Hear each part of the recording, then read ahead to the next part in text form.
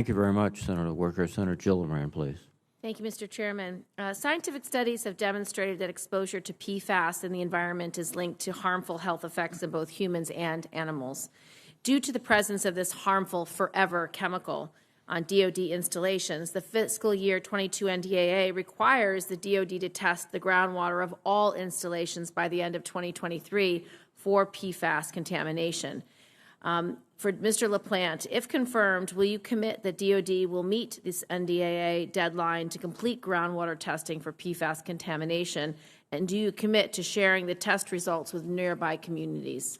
Yes, Senator. I appreciate the question, and I understand the toll that this issue has had on many of the local communities around our bases and the impact it's had on families. So, yes, if confirmed, I'm going to be diving into this issue, finding out, again, what the survey of the problem is, making sure we're transparent with the committee and with the local communities, and we can get on with mitigation plans. It's a terribly important issue. Excellent. Millions of service members likely drank water contaminated with PFAS for decades. If confirmed, when will DoD alert veterans and service members they may have been drinking contaminated water? Well, I think if confirmed, we need to find out when the survey of all the facilities is done, and as soon as that's done, we should notify people immediately. I don't know sitting here what that date would be, but it can't be soon enough. And please commit to working with me on that issue. Absolutely. And many local communities are frustrated by their interactions with the DoD concerning environmental hazards caused by the use of PFAS. If confirmed, how do you recommend that DoD communicate and engage with DoD communities?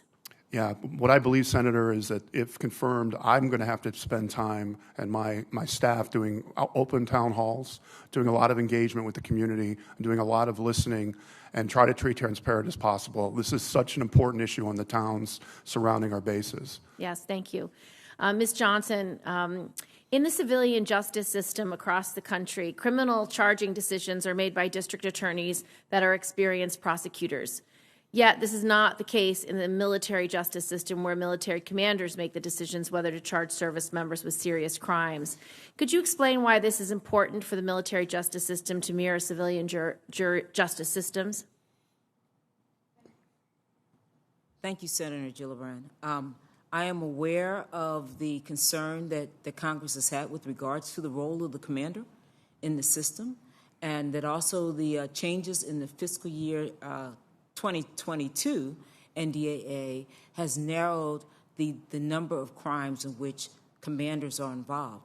To the extent that those recent changes may come under challenge, and if confirmed, I would be on the court. I would have to decide on that. As a result of that, Senator Gillibrand, under Canon 386, I cannot comment on that. Under the UCMJ, commanders select individuals to sit on military juries. They usually select these officers and non-commissioned officers from a pool of senior individuals that they may know and supervise. Could you discuss how this type of bias affects the perception of the military justice system among civilians?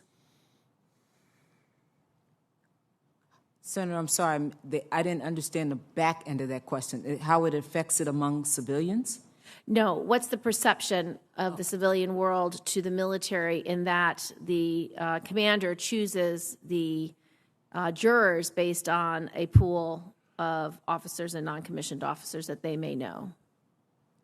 Well, Senator, again, because Congress has expressed concern about that, they have made changes with regards to how panels are selected and the rights of the accused with regards to expanding the pool of the selectees. Again, because they are fairly recent changes, they're likely to be challenged, or they could be challenged, and to that extent, if they bubbled up to CAF, if confirmed, I would have to rule on that.